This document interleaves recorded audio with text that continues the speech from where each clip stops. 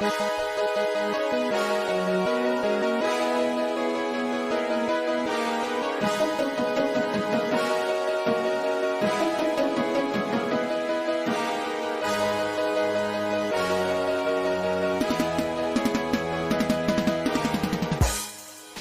in episode number 64 of the St0ner Sports Radio podcast here on a happy Mother's Day.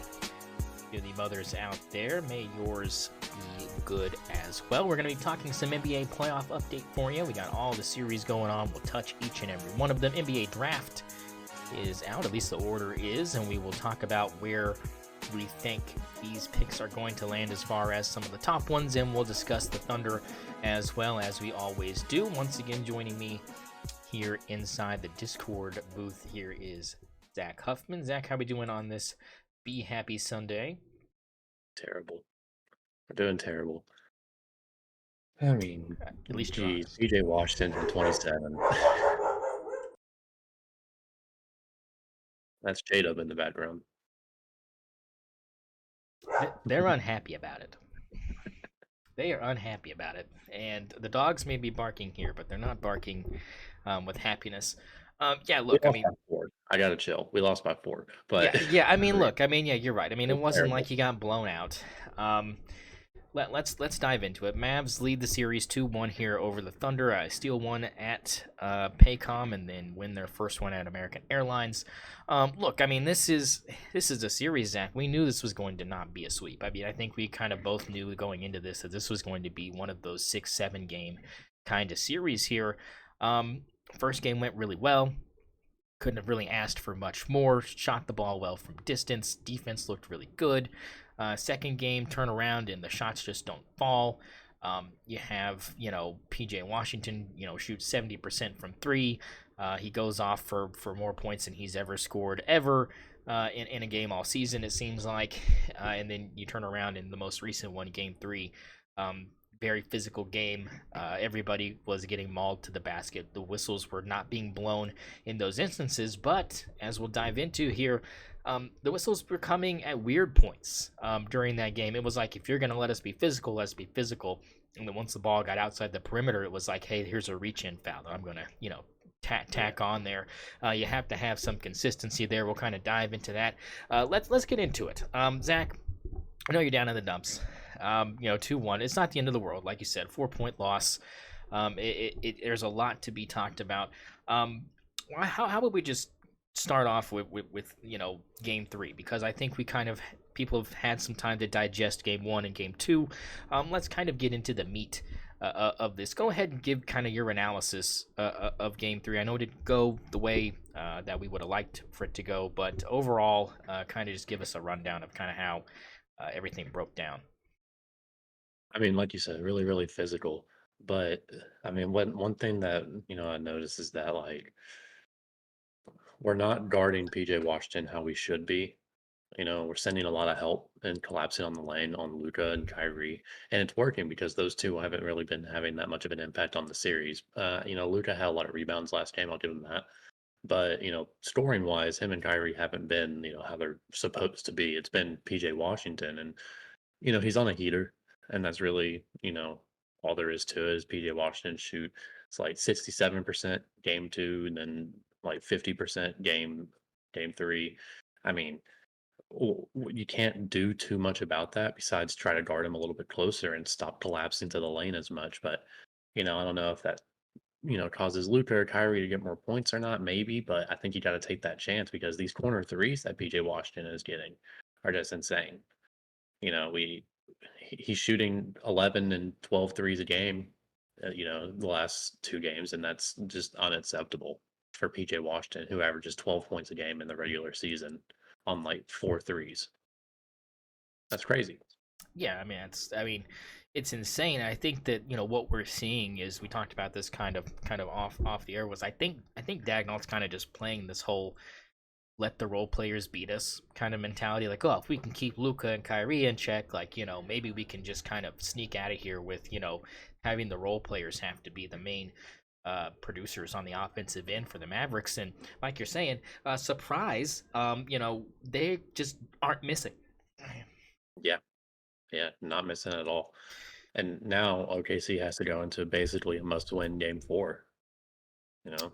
Yeah, I mean, yeah, you say basically because in reality, like it wouldn't end the series, but I mean, you go back home down 3-1, you probably knotted up 3-2, but then you're in a whale of a position having to go back to American Airlines for game 6 to try to claw your way back to a possible game 7 in OKC. So I kind of am with you on this. I think Monday night is a must win. I think you have to get that win. You were very close to getting that win on Saturday, and things just kind of broke down late. I mean, you got that fantastic 10-point lead in the third quarter with 8:40 to go, and then it just disappeared in less than 2 minutes. I Yeah. mean, I was thinking we were winning that one, coming into the fourth quarter. I was like, okay, we just gotta hold this lead. It's gonna be fine. And then just like complete collapse. Mavs go on a crazy run. yeah, I mean it and these runs, I mean they seem to be kind of fueled by, in my opinion, just poor offensive possessions, right? We're getting turnovers in spots where we don't normally have turnovers.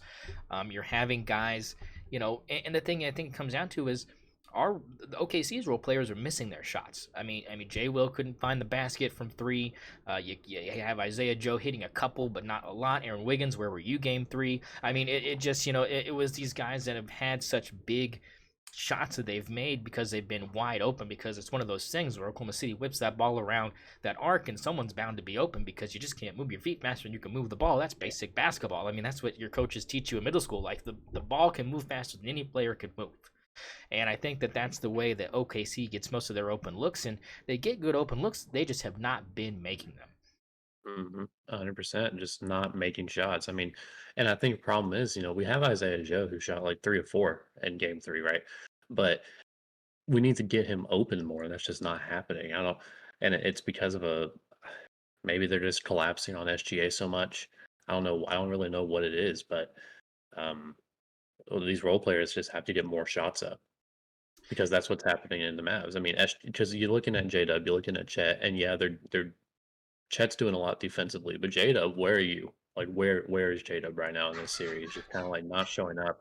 In game 1 kind of showed up in the fourth quarter. Game 2 kind of showed up a little bit, but like it's just not really showing up at the level that he's supposed to. Yeah, and maybe the ankle. I mean, I thought he was done. I thought when I saw that ankle injury, I was like, oh, there goes the season. Like, he looked like he was in significant pain.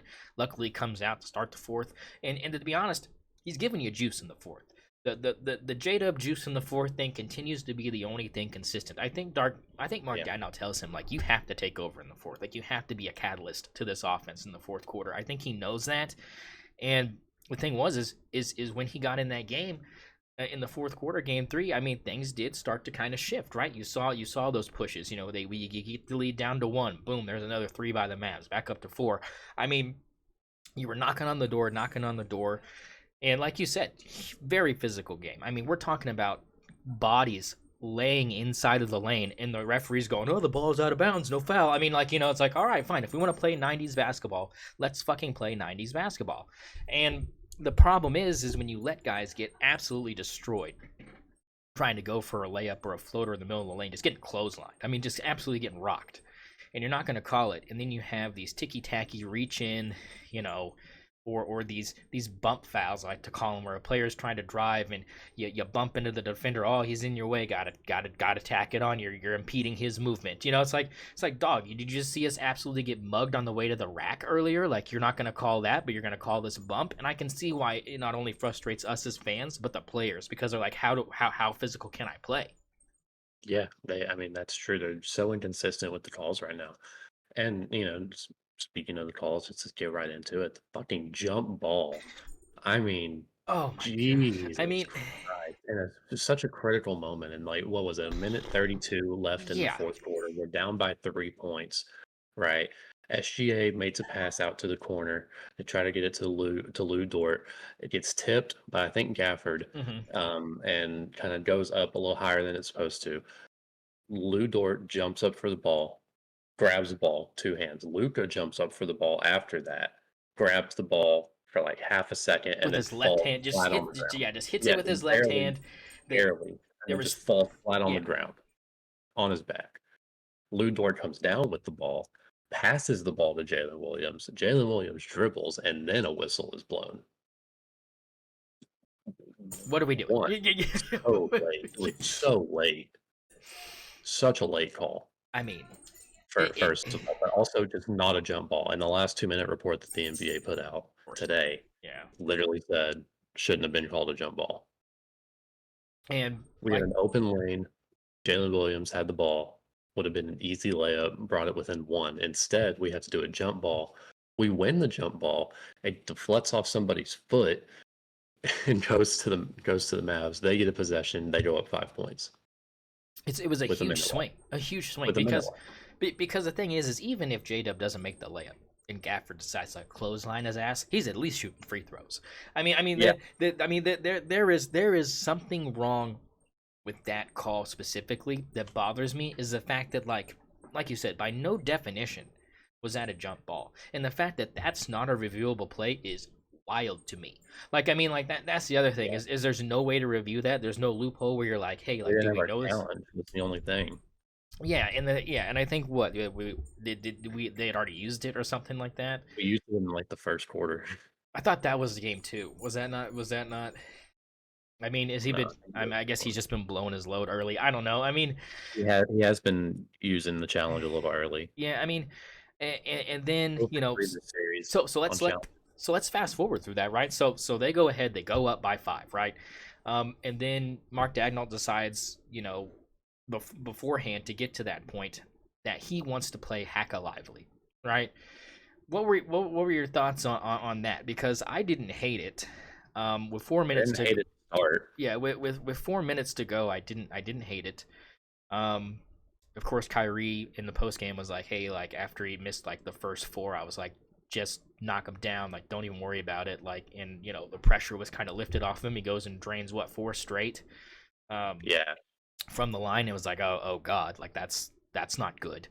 My question is, was Gafford in the game after that at all, or was it just Lively?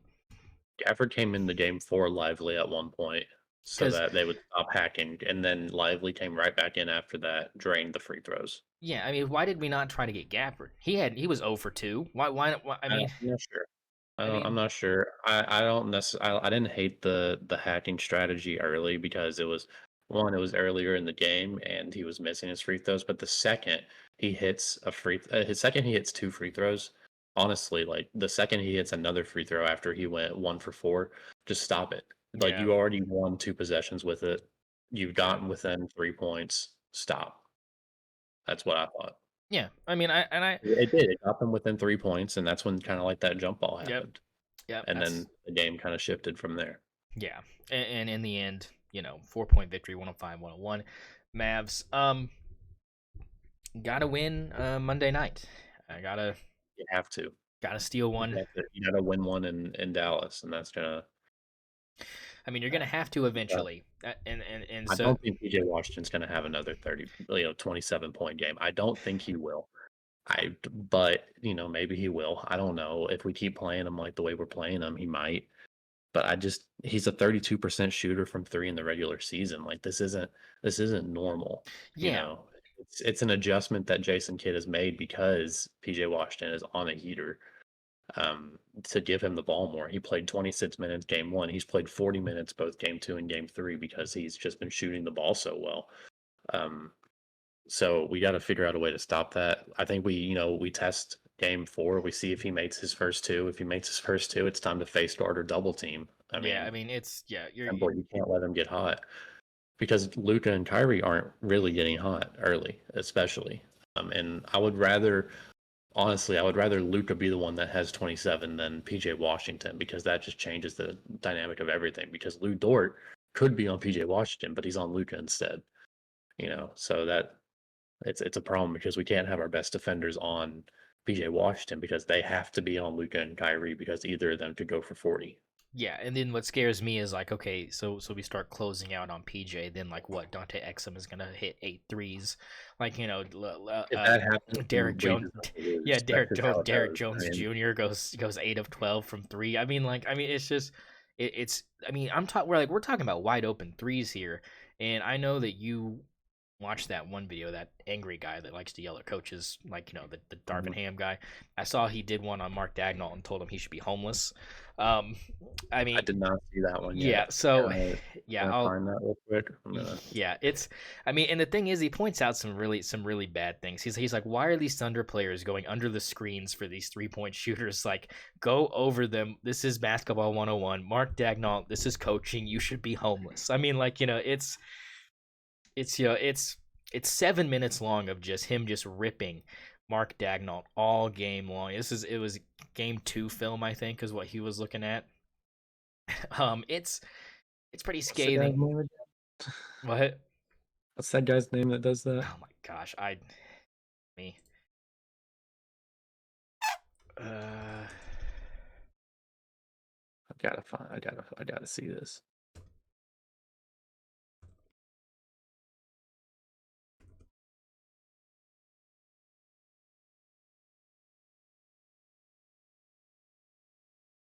Because this might solve a lot of my frustrations. If I can see someone else really going in on what I thought was pretty terrible coaching late.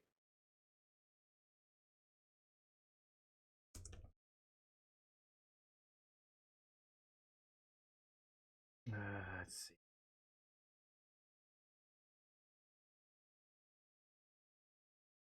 Just have to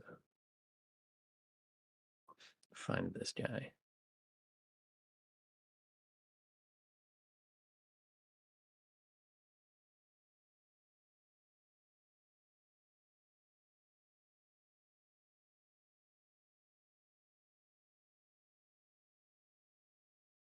Oh well, I'll find Here, out I'll later. send it to you. I've got it on. Okay.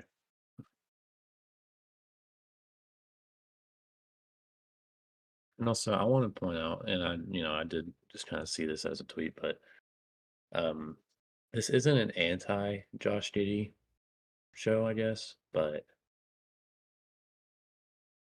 if your starter's playing 13 minutes, probably shouldn't be starting.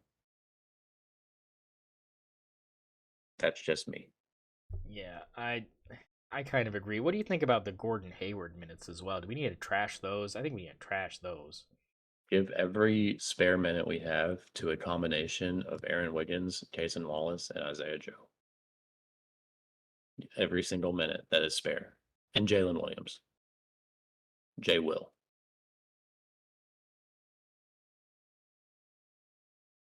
If those 4 guys off the bench can get every single minute and then just have a starter guy rotating in and out, I'm okay with that.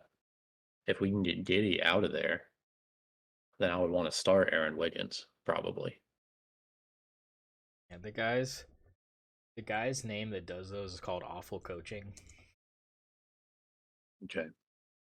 Um,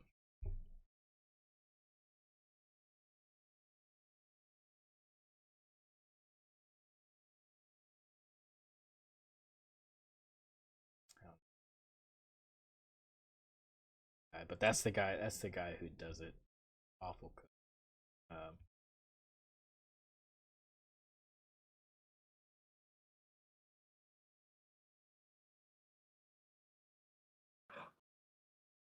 OU softball got the #2 national seed. yeah. Oh, this is crazy.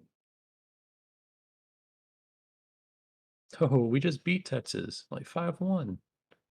Oh, this. Yeah, whatever. All right, here he is. I'll send this to you.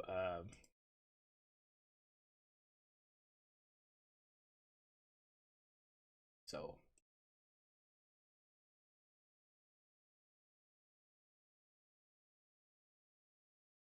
Denver starting to beat the shit out of Minnesota.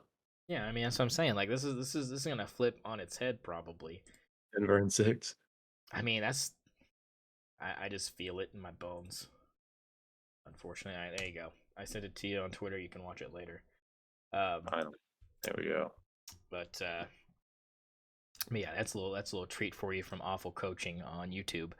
Under coaching is a crime against human beings everywhere. yeah. It's scathing. Yeah, let me know how you like that after you watch it when we get done here. Yeah. Pacers Knicks tied at 2 here, Zach. I mean, this is a series that I thought that the Knicks were probably going to dispose of the Pacers pretty early, but it looks like the injury to OG Anunoby hurting the Knicks just a little bit more than people thought it might, considering how well DiVincenzo and Brunson and Hart were playing as a trio. And Nova um, boys. the Nova boys got shut down today for a combined 27 points after averaging about 79 a game the first 3 games as a trio. Are the Knicks in trouble, Zach, or are we just watching this thing go 6? I think we're just watching this thing go 6. I think the Pacers had an extremely good shooting game 3 and game 4. Um, but I mean, I don't know. Maybe the home crowd's different. Even still, if the Knicks don't win in 6, it's in 7. I don't see the Pacers continuing this kind of shooting, especially going back to New York. Yeah, I mean, I feel like you're right. I mean, I don't think you're wrong. I just didn't think there was going to be this much fight from Indiana, to be brutally honest. And what are your thoughts on the play of T.J. McConnell out there looking pretty good? It's a sneaky, athletic, just high IQ player. Yeah, I mean, 15 and 10, 15 points, 10 assists today, double for T.J. McConnell. Looking like white chocolate out there, out here dishing He's and like the Kobe Bryant of Matthew Dellavedova's. yeah, there you go. I miss Delly. Yeah, well, Delly is the Michael Jordan of Matthew Dellavedova's. Yeah. It's giving JJ Barea, to be honest. There we go. And that's more probably a good comp there. So I think we're pretty solid on this. Knicks going back to MSG. I think they probably win Game 5 here. If they don't, in trouble? Definitely in trouble if you don't win Game 5. I think Game 5 is definitely must win for the Knicks. If you don't win at home, then that means the Pacers get home court advantage after that, right? Because they're going back to Indiana. All they need is a closeout game. And then, I mean, we're talking about a Tyrese Halliburton, Pascal Siakam Eastern Conference Finals run where they lose in 4 to the Celtics, but Yeah, I mean, I think that's probably in the realm of discussion. Speaking of which, Celtics up 2-1 on the Cavaliers. Cavaliers stole one in the Garden. Is that the only game that this Cavs team is going to win, Zach, or are we looking at another one that could be going 6 here, which I thought was going to be a 5er probably? I see it being a 5er. I can't see this one going more than 5, honestly. I think the Celtics played terrible. Do you think Jared Allen even makes an appearance at all this postseason? I mean, maybe if they get to the finals. And then we know that ain't happening. Yeah. So the answer is probably no. Can you think of a worse injury? Well, I mean, the answer is yes, but I mean, like, what a annoying, I guess, injury to have your ribs be giving you that much pain that like my dog can't sleep. Like, I mean, like, that's I mean, breathing hurts. I mean, that's because I mean, and that's just breathing at like a standstill. I mean, when you're running up and down the court, you are sucking some wind. So I mean that's not entirely a good sign there. Your thoughts? I mean, yeah. I don't see him coming back at all, but if he does come back, he'll be in the finals. I mean, and that, like you said, that's not happening. Yeah. Just let that man rest. Yeah, I mean, props to him though. I mean, he really helped this season with this Cavs team getting them to this point. I think you kind of have to give Jared Allen his flowers. What a good pickup for the Thunder that would be if we could somehow finagle that. I mean, we're just gonna get Nick Claxton. Yeah, I mean, I figure that's probably where we're headed here. I mean, unless we can get somebody in the draft that seems to fulfill those needs. So yeah, I think the Celtics probably take care of the Cavs. I guess let's talk about the game going on right now. Denver, Minnesota. Minnesota's still up 2-1 right now. Denver trying to steal 2 away from Denver, like Minnesota stole 2 away from Minnesota. Have you liked this series so far? You think this series is going to go 7, or are we thinking that this is going to be an SpaghettiOs type of moment for the Timberwolves where they blew their load a little bit too early in this series and can't recover? Yeah, I mean, it's kind of looking like this one's just going to be Denver in six, but I can definitely see a 7 game, this going to a 7 game series. The problem is, if it goes 7 games, I would probably take the Timberwolves in that game, just because, like you said, they really showed that they can kind of beat the shit out of this team. In game ones and in game two, and I think if you're in a game seven situation, it's kind of I think the game plan at that point is just let Anthony Edwards do whatever he wants. And I think when you get into that situation, and I can 100% see Ant going for like 40, 45 in a game seven situation. I don't think you want to see Ant in that game seven. No, I don't think you do either, but I feel like people would say the same thing about Jamal Murray or Jokic, maybe. I mean, you don't want to see them in a game seven either. I mean, right Yeah. now, look, I mean, you're down 13 right now. If you're Minnesota, it's we're barreling towards halftime here. You don't even have 30 points on the board. Not looking particularly good here for Minnesota at home. I mean, can you think of a more disappointed fan base right now than Minnesota? You waited like 28 years to have this moment where you got some home playoff games, like after winning a series, and you're just shitting your pants. I mean, can you think about and think about it. Like, these fans are juiced. Like, these fans are so juiced, dude. Like, I mean, you think about how long they've been waiting to, have yeah, like we're doing this shit, and it's just like, holy crap, we suck at home. Like, I mean, what's up with this thing? I mean, both these teams are stinking at home. um I mean, is this one of those where the road team is that where you're saying Minnesota in seven because the road team just seems to be having the advantage for some reason? Maybe. It would be crazy if just like the road team won every game, because I mean, that's a possibility. I could see that happening, but I don't know. That's not the reason I'd choose that. I just think that Anthony Edwards is. I think he's taking this one personally. I mean, do you think? I mean, but here's the thing, though. I just like, but why not play like that at home, though? Like, I feel like at home he just has been so bad. Like, I mean, is it? I think he's trying to let Rudy do too much, and I think maybe Rudy not being there in game one maybe helped them a little bit. I think they're letting Rudy Gobert touch the ball too much. I mean, It's plain and simple. Naz Reid kind of needs to be in there more instead. yeah. I mean, I kind of agree here because, I mean, they seem to play better without him. I mean, they Yep. seem to, and I think that's. I mean, and that's the thing is like like when he was out for game two, right? We were like, oh, like this is gonna be bad. Like I was thinking, oh, like Denver is about to just like absolutely just lay the freaking hammer down on this team, and like the exact opposite happened. I was like, oh my god, what is this? Like, I mean, like it was a not even close blowout win for the Timberwolves, and you come off of that back home, knowing Rudy Gobert is available and knowing that it's one of the first home games that Minnesota has had in the playoffs in a after a franchise first series win, or is it their second series win in the playoffs, or was it their first? I don't even know. It was something like that. So I mean, like, you knew that like this was going to be a big deal, and obviously being up 2-0 and heading back to Minnesota, these Minnesota fans are thinking they're at least going to get one, and this thing is probably over. You have Jamal Murray somehow miraculously not getting suspended for throwing that heating pad and that towel at a referee, and these things slid onto the floor while action is happening, like while the ball is live. I mean, I can't imagine. I mean, David Stern would have canned his ass. Like, there's no Oh way. yeah, Like David's. I mean, he I, should have been I suspended. He should have been suspended a game. If we suspended Draymond in the finals in 2016, I mean, you gotta suspend.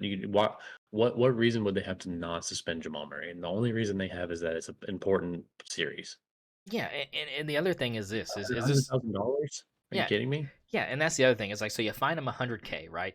And then you put this comp next to it where it's like, oh, Rudy Gobert got 100K for doing this, doing the Johnny Manziel, right next to a referee. And then you have not only Jamal Murray do what he did in that game, but he also made the same gesture towards the referee in that game as well.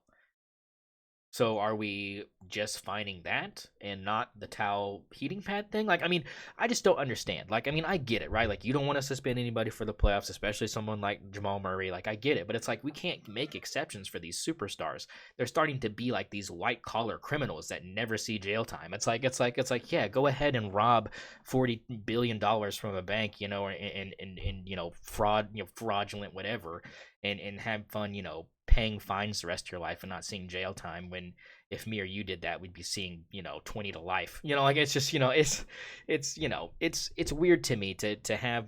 I just feel that in some form or fashion we have to have some equality, like just like straight line, like black and white thing going on here. And I think that like it's just that was just nothing but a gray area move by Adam Silver. Yeah, 100%. Like, if you're gonna find Rudy Gobert for that, you have to find from Jamal Murray for that as well. You have to suspend him. Curry got suspended for his mouthpiece fault, like he throwing his mouthpiece, right? Like that heating pad could like actually have hurt somebody, and they have to set a better precedent than that. I mean, do we just think teams should be chucking things onto the floor now? I mean, I think we should just have Kenrich Williams on the bench throwing heating pads at PJ Washington every time he's in the corner. You're close enough. Just keep throwing it at him, man. I mean, you get ejected, we're not And gonna miss Caleb you. will be fine. I mean, bring in, Usman Dang and have him throw some stuff. I mean, just get some players tossed, take the tees. I'll take a free throw in a possession over an open PJ Washington three. I'll go to the gym or something. Just get thrown out for I the mean, like team. we give fans like lifetime bans for doing shit like that. We're not gonna suspend my homie for a game. Like, I mean, and maybe the thing was, and here's the thing, Zach. Here's what I find so funny about this is like I feel like if they had suspended Jamal Murray for that game three, right? And let's say Minnesota fucking wins, right? You're down 3-0. Here comes Jamal Murray. I think Denver could have been the first team to come back from 3-0. Like I Oh, literally that I would literally think that would have happened, because I mean think about what's happening right now. They are up by 13, away from Denver. You know, looking to probably even this series up at 2 games apiece. I mean, you're telling me this team can't rattle off 4 wins in a row? These are the defending champions here. This isn't ain't them scrubs. I mean, they don't have yeah, anything to prove. I mean, why not make history? I think that's what Adam Silver was afraid of. He was like, "Oh, I can't have this." that would have been crazy ratings, but um, I think you're right. We probably would have at least definitely had a 3-0 like come back to a game seven. I don't know if they could have pulled it off, but those game seven ratings would have been crazy. Um, I just can't. I just don't understand why they wouldn't suspend him. Like, there's absolutely no reason not to suspend him for that.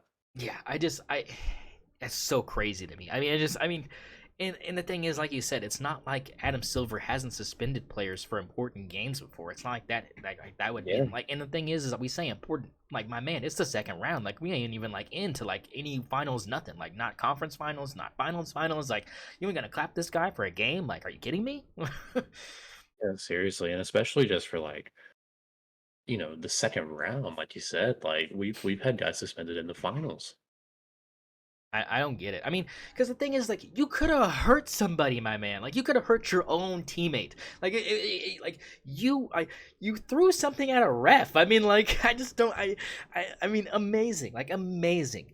I mean, and I don't think anybody was really on the side of Jamal Murray. No talking head, no anybody. I just don't know. Like, and the thing is like, if Denver wins this series, right, and then probably goes on to the finals, regardless of who wins between the Mavs and OKC, most likely. I mean, let's just play devil's advocate here. Um, how much of a question does that come into the whole how impressive was this run type conversation for the Nuggets as they attempt to go back to back, which they might possibly do. I mean, I think that Boston in the finals is a tough matchup. I mean, right now it doesn't look like there's anybody standing in Boston's way that I feel afraid of as far as them getting to the finals out of the East still to this point. So I think you're kind of on that collision course. I mean, what are your thoughts? Does this taint the run if they finish it at all, or is it one of those things where it's like, oh, you gave them too much of a helping hand, with this, they could have been down 3-0, but you saved them. I don't know. I just if the Nuggets win this year, I mean, I would consider it more impressive than their win against the Heat. in the run against the Heat. So I mean, I'd have to still give him credit for the win, especially if they beat Boston, which is like you Yeah. said, I don't think anyone's beaten Boston, especially if Kristaps comes back. Yeah. Well, plenty to wrap up this upcoming week when we have episode 65. That's for damn sure. We'll know a lot more on these series fronts. But for right now, that's kind of our breakdown of kind of each of the matchups as they stand. Let's get into NBA draft talk. I think that's a good segue here. Lottery came out today. Number one pick is going to Atlanta. This is followed by Washington, Houston, San Antonio, and Detroit. Top pick seems to be Alex Sarr from France. A Yeah. lot of Hawks people do not want him and would rather have Zachariah. How do you say that last name? Rizashir. Oh yeah, that guy. They're both from France. One's a power forward. One's a small forward.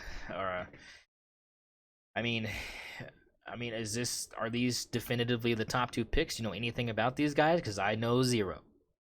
I know a little bit about Sarr. I know that he's, considered to be like the top pick for a long time. But I wouldn't be surprised if you see one of those Kentucky guards, Shepard or Rob Dillingham go into the top two either. It looks like Houston's probably taking Shepard at 3 or Dillingham at 3, and then San Antonio will take whichever one doesn't get taken there. So I don't know anything about that other French guy though. I just know that Sarr is like a really talented center. He's like 7'1", 18 years old. Can shoot. Wemby-esque. Now these French guys coming over, trying to do damage here in the league, having their bouts here. Yeah, I mean Sarr probably the guy.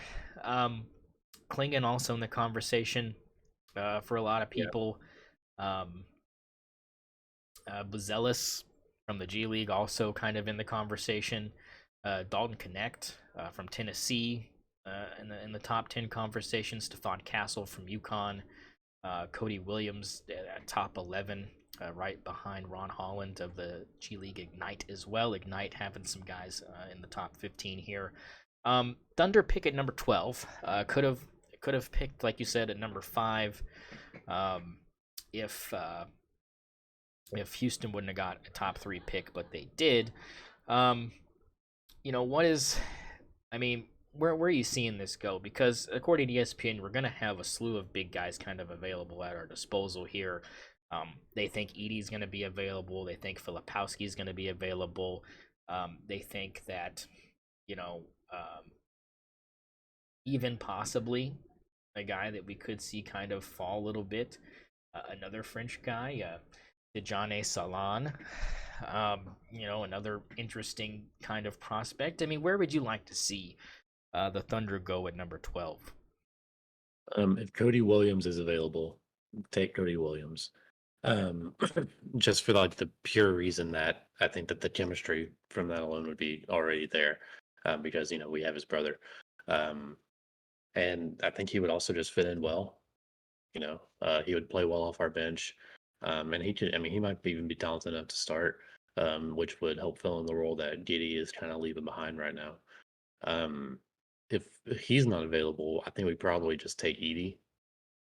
Take the big, talented big who can get down there and bang in the post. So I would probably take Edey, but I don't know.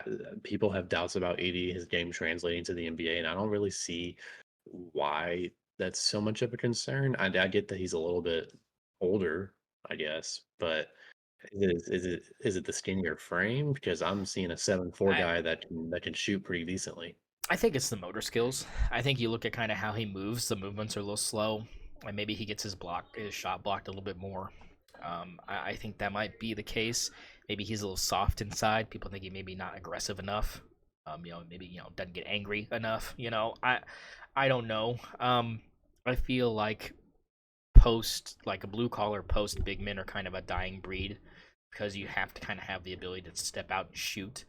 But in this instance, like you said, I love it. I would love to see Zach Edey on this roster because of what we need. Not we don't need another big guy that can step out and shoot threes. We have that in Chet Holmgren. We have that in Jalen Williams and Jay Will. I think that we have those guys that can step out. We need somebody to grab fucking rebounds. I mean, we are giving away too many offensive boards to other teams, and we aren't grabbing enough for ourselves. Now, usually, like throughout the regular season, we've been able to combat that by forcing turnovers and giving ourselves extra possessions, like, in that way instead of extra possessions with offensive boards. So I think that's a great fit. Another name I would throw out there would be Yves Massey from Baylor. Another guy that's not going to give you a lot of offense, but he's a big body that can grab you a lot of rebounds. And if we can just grab some offensive boards and reset to these guys that we know can shoot threes, like Isaiah Joe and Cason Wallace and Aaron Wiggins, we can just kick it back out to those guys and give them another shot at a wide open three. I mean, those possessions are going to be massive for us. A name though that I would like to see on the roster just for the fun of it would be at the number 23 best available right now, according to ESPN, Bobby Klingman from Sweden. Small forward, probably not somebody we're going to pick up, but I would like to see Bobby. just for the name. I just want to hear Bobby. I mean, he can't be bad. I mean, first round projection. I mean, but we don't need another small forward. So Sweden. Yeah. I don't know if I can think of any guys from Sweden. Very rare. Usually most of those guys are DJs. We got a Finnish guy with Lauri Markkanen, but I don't know about Swedish. Yeah, that might be new. Do you think there's anybody? I mean, obviously the Thunder don't have a second round pick, which kind of hurts. But you start looking at some of these guys that are like third round guys. Adam Bona from UCLA looks like he would be an early third round guy. And that's another big guy that could grab you some boards. What are your thoughts on? I don't know if you want to grab another guard, but I mean, Jamal Shed will be available late. Cam Spencer should be available late if you want another shooter. PJ Hall from Clemson might be a solid pickup if you're able to nab him in the third round. Maybe grab him. Is there anybody that you can think of that you would like to see that might be kind of a late round snag that could get some serviceable minutes? I can't think of anybody. I mean, off the top of my head, that would go that late. I've, as a Thunder fan, I've kind of gotten to the point that I just trust, Sam Presti to do Hard whatever not to. Hard not to. Like he just drafts so well that whoever he takes, I'm going to believe in. Now, I do want, either Cody Williams or probably Edey at number 12, but lower down in the draft. Just whoever. Sam Presti's in the trenches. Yeah. He is in the trenches over there in Europe, just scouting talent.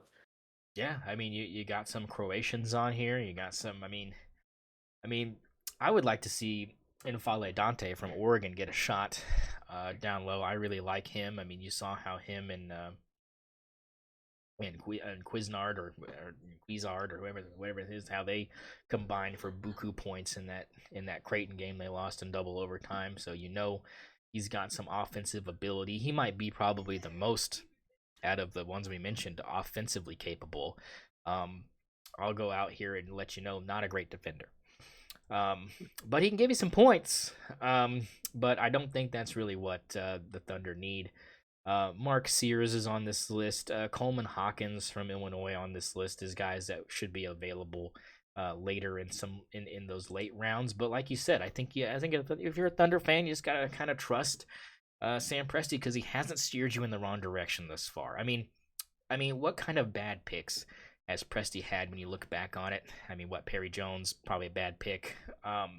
You've had some duds, but the diamonds you've been able to find kind of outweigh the duds. Especially recently. Recently he's just been insane with the draft. He's on a heater. Jalen Williams, that's 12. Oh my goodness. What did I miss? Jamal Murray from half court.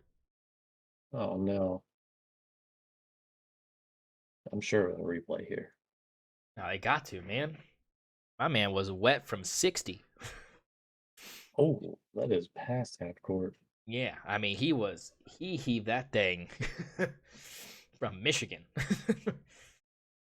Kevin Harlan right there.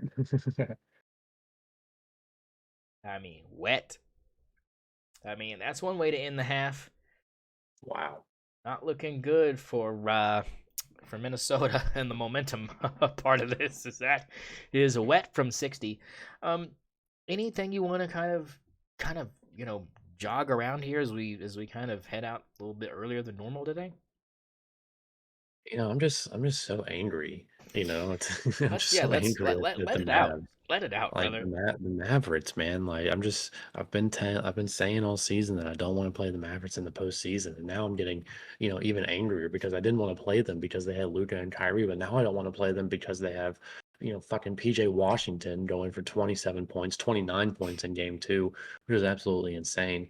And we're not fucking guarding them any better than we did in game one. So I don't. I don't know what we're doing out there. We're not hitting shots like we normally are. SGA is basically playing alone out there. I love you, SGA, by the way. He is playing so well. He's playing so well. Hey, He's just like hitting quietly everything. well. Yeah, quietly well. Just like he's scoring at such an efficient rate at such a high level, and then he's got 5 blocks. Like, Yeah, I mean, I I mean, watched I watched a guy watch the game two highlights, and he was like, did SGA even like do anything? Like, I didn't see him like scoring all during the highlights because like during the highlights they weren't really showing a lot of SGA plays. He goes, let me pull up the box score. Like, oh no, my man had 29, 9, and 9. Like, where were those highlights? It's because yeah, I mean, it was weird the way the NBA had put the highlight thing together because they were not showing a lot of SGA shots. They showed like maybe 3 or 4 of them, and he was like, I guess he didn't play very well, but nah, he played really well, so well that you didn't even notice. And that's what MVPs do. They do things.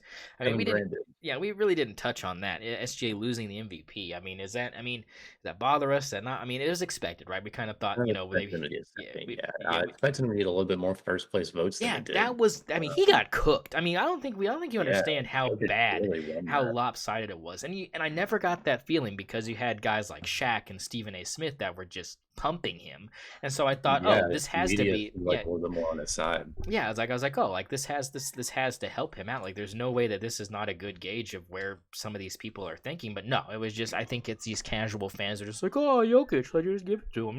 I mean, I just feel like it's the casual old people that are like, yeah, he every time I see him on national television, he just owns people. So it's like, and the Thunder played what, like 5 times on national television all year. I mean, it's like, it's this is kind of the most exposure people have gotten to SGA on a regular basis, and I think that, do these people think they made a mistake? I don't know if you could say that. Um, Not this year, at least. I mean, but it's just, I mean, I thought it was like this, and then the votes were like this, and I'm like, what the hell? Yeah, I felt the same way. It wasn't nearly as close as I thought it was. Yeah. So, And Luka shouldn't have had any first place votes. yeah, like what the hell was that? Bunch of Like home. we can already see in this series, he's not even the best player on his team. PJ Washington is. Yeah, and for that guy that told me that some way somehow Brandon Miller was gonna jump Chet Holmgren for the second spot in Rookie of the Year, suck my dick. Like terrible take, get fucked. I mean, like it's just I no shot. Sorry. People that don't watch the Thunder, that's all that is. Yeah. I mean, well, and the thing is at the time Chet had like a string of games where he wasn't playing very well. And I was like, yeah, like he hasn't played well like 3 games in a row, but like the body of work as a whole, like suck my dick. Like I mean, it's just He's gonna win DPOY. It's fine. He'll win a yeah, DPOY in probably like 3 years. yeah, Actually, no. Wemby's no, probably gonna win 10 in a yeah, row. yeah. I was like, I don't know about that. I was like, well, yeah, maybe once Gobert leaves, oh, never mind. Well, I'm thinking like Wemby's probably gonna win it next year. And he's probably Yeah, gonna win it the year after that, and the year after that, and maybe the year after that. Then they'll get a little bit of voters fatigue, yeah, yeah. Let's not, and then Chet might get one, yeah, and then it'll be like Wemby 4 more times. yeah, yeah. There you go. Sneak him in And then, there. like, the Spurs are going to win like 10 rings. So it doesn't really Ten matter. rings. That's why we have to win this ring right now. You really? I mean, who do you see the Spurs taking here? They've got a big decision to make. They got the fourth Either pick, Reed Shepard or Rob Dillingham. right? I mean, that's what they've got him. They got Rob Dillingham going there. I mean, I think that Or, or he gets traded. they get traded, right? And they trade that. Um, they trade that pick maybe to the Hawks for Trae Young. I would like that. It's hard to say the I Hawks would wouldn't I would like try to that. trade I would try to trade that pick for Trae Young, and then you don't have to throw in like a lot of other stuff too. Um, but that pick in particular, because then they can get whoever they want at number one and a guard to help him. Sar at number one, and then a guard to help him at number four. Yeah, because I don't see the Hawks having any other picks other than just that one in the first round. Um, got the Spurs. The Spurs could probably package 4 and 8 together and probably get that done, right? If you package 4 and 8 together, because that's where they're picking is 4 4 and and 8. 8. Throw Sell in there. Throw what's his name? Sochan. Yeah, Socan. Throw him in there. I mean, Future draft pick. yeah. Maybe another future draft pick. I mean, if think about it. If you're the Hawks and you end up picking at 1, 4, and 8, I mean, come on, man. I mean, 1, 4, and 8, and you have a decent roster already. Without yeah, Trae Young, you're still gonna be okay. yeah. You still got Mentioned Dejounte Murray. Dejounte Murray. You still Yeah, got Hunter on there as well. yeah. Still got Clint Capella on that roster as well. I, I. The more you're talking about this, the more I'm like, San Antonio. Trae Young's out of there, right? Like he's out of there, and I Yeah, think he's either going. I and think he's out of there. He's either going to San Antonio or he's coming to OKC. I mean, you have to give up 12 for that. I mean, there's I mean, how do you think he would? How do you think he would come to OKC? Free agent or? I think you have to trade for him this Okay, season. okay. I didn't know if he was. I know he was getting close to it, to his thing being up. Is that true or not? I don't. Interesting, I think interesting he's thing. close, but I still think you're.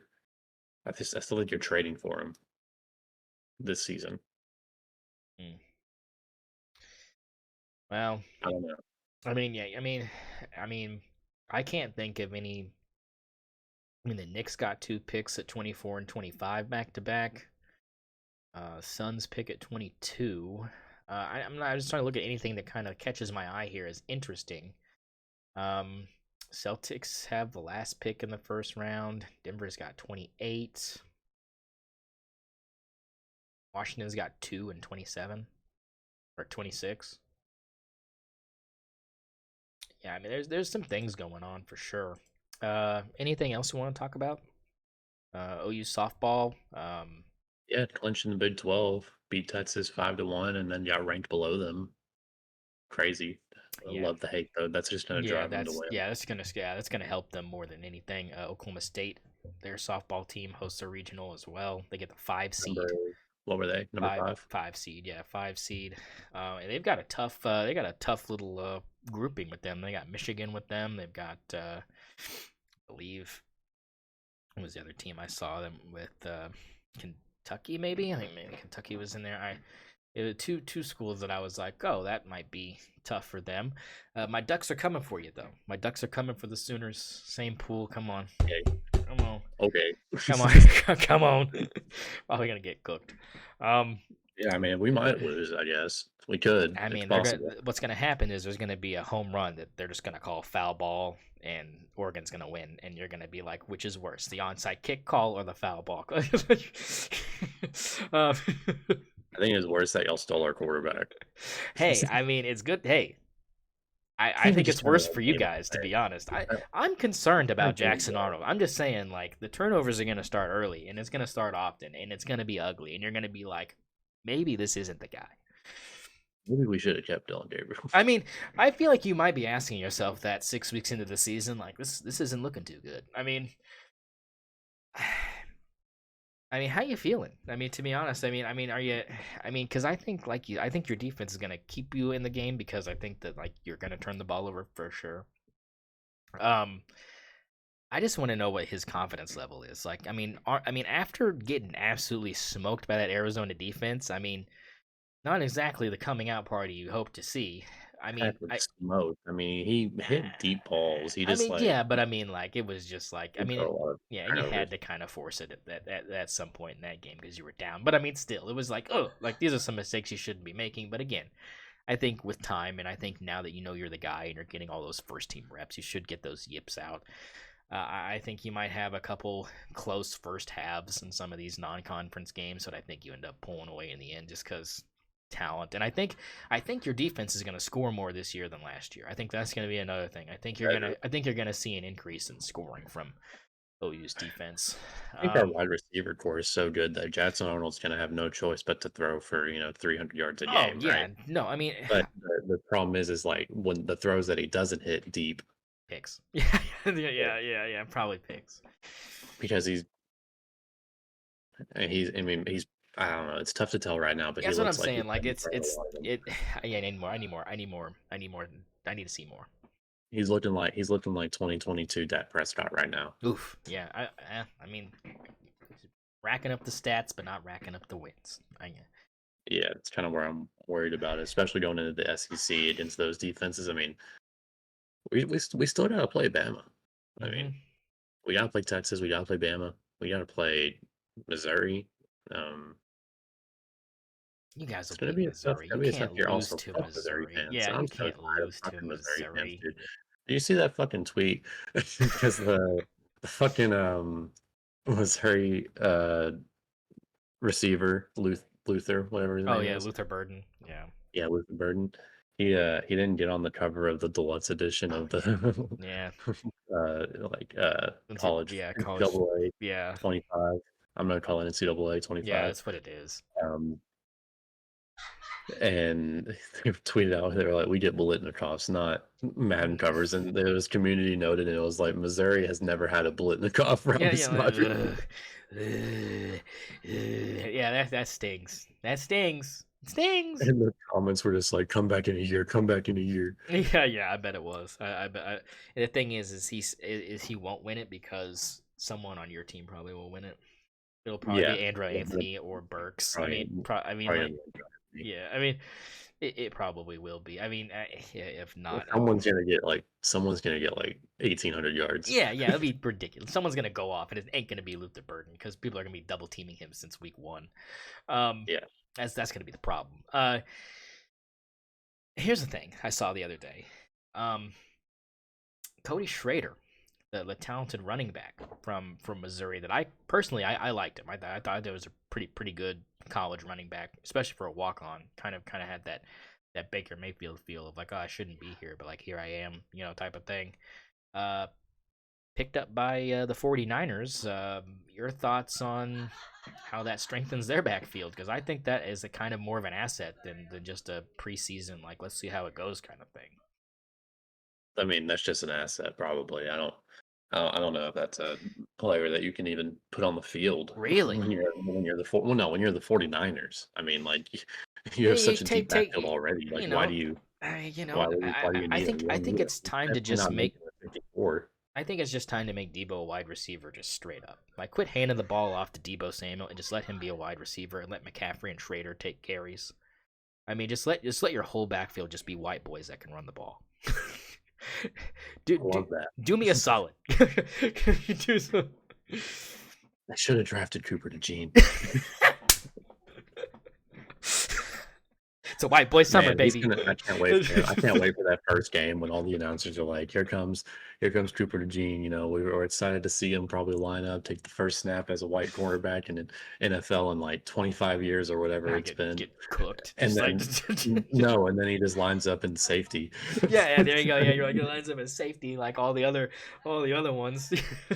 Yeah, they all transition back there. They're like, we know, like, you were fast for college, but this is a different level. Like, you're gonna need more than a Cliff Bar to keep up with these guys. He's on the Eagles, so they're like, here, line up against AJ Brown. Let's see how it goes. Yeah, and don't they already have like I think we brought this up. They already have like another white safety, be like double white safeties back there.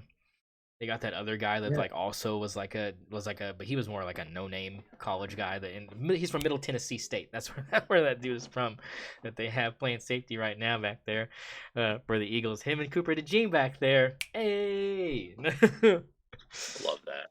I mean, it's snowing up there in Philadelphia in the secondary. It is snowing. Oh my gosh, we're terrible.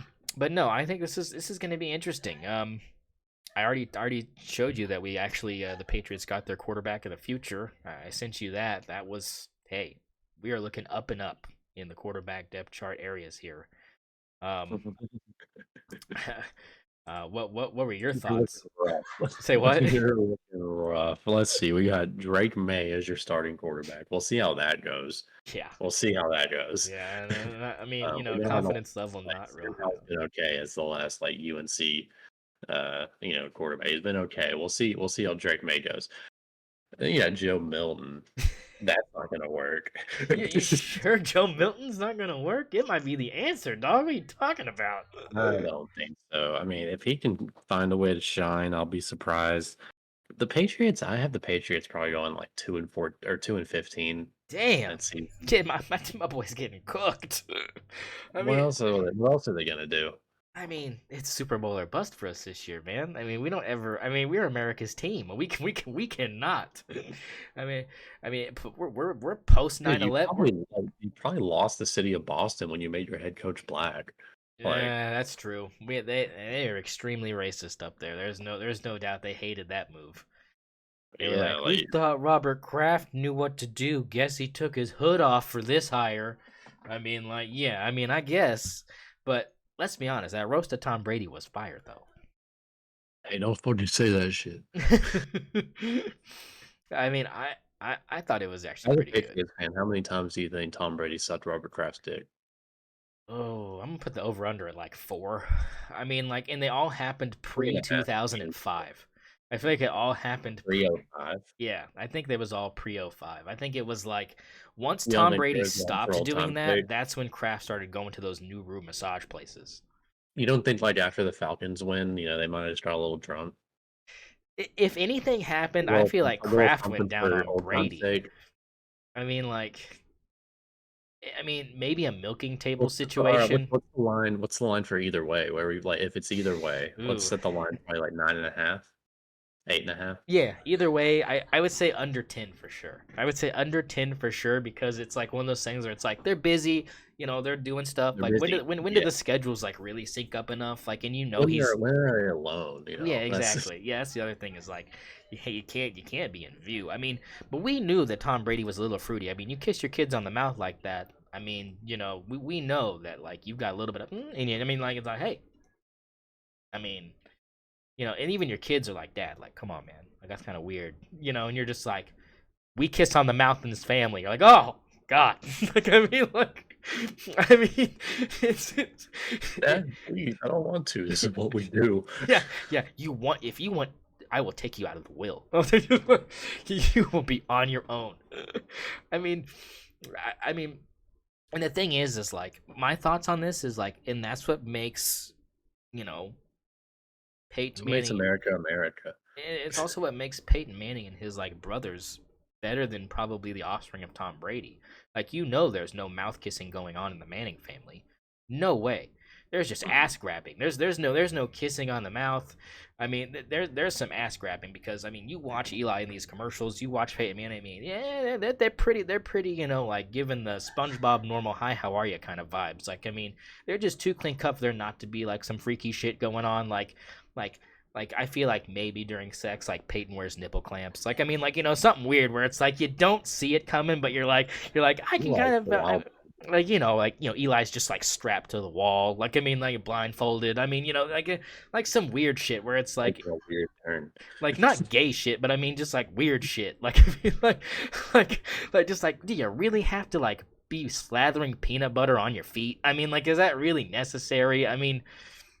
Don't let me get out the whole tub of mayonnaise and like, put it down your, from the bottom of your neck all the way down your happy trail. I mean, it's just, I mean, like how weird are we getting? It's not normal. Like there's nothing normal about it. I mean, Peyton They're definitely involved in some weird like cult shit. yeah, I mean, and I feel like Peyton was also like one of the guys that like in high school like did the whole like I put an orange in the microwave and cut a hole in it. To like, I mean, he gives that, like, I tried it, it wasn't for me, I tried it though. I mean, he's, I feel like, I mean, like, Give it a it, shot. yeah, I mean, like, he's like, yeah, just, it, I feel, It's still kind of burned a little bit. yeah, like wouldn't advise it. Citric acid in that area, not a great feel. It's just, Oh my god. yeah, it's like, and I mean, because like Eli definitely seems like the more normal of the two. Like it's one of those things where it's like Peyton's into some weird stuff, but like Eli, because Peyton's so into the weird shit, he's like dialing it down like a notch and a half. Like maybe he does like maybe Eli does like a whole like ice bath thing where it's like I take an ice bath like 10 minutes before, and then like the challenge is to see if like I can like get to that point, in like a manageable time frame, like more of like a challenge thing than like a Time trial. yeah, like that's what I'm saying, like a time trial thing. Like I feel like that's more of his style. I mean, Arch, I feel like Arch is just kind of like missionary only type of thing. Like, like he's like, he shows up at parties down in Austin. People are like, oh, like he's super cool. Like, I bet he like tries to dip to like fit in. Like, one of those guys where it's like, we know like you're not built for this like Southern living type thing. Yeah. Oh, dude, slamming's it. Like swallowing the packets. Like swallowing the packets, like slamming's like I swallowed like 7. You're like, are you okay, man? Like, I mean, like, I thought that's just how you did it. Like, it's just like, it's like, damn it. Like, I mean, and the girls are like, oh, like it's Arch Man, like super cool, and then like he just does missionary, like that's it, nothing else, like seven pump chump, like like have a good night, like like handshake, handshake afterwards energy, like handshake afterwards, maybe a fist bump if he's feeling frisky, but I mean like we're minimal contact.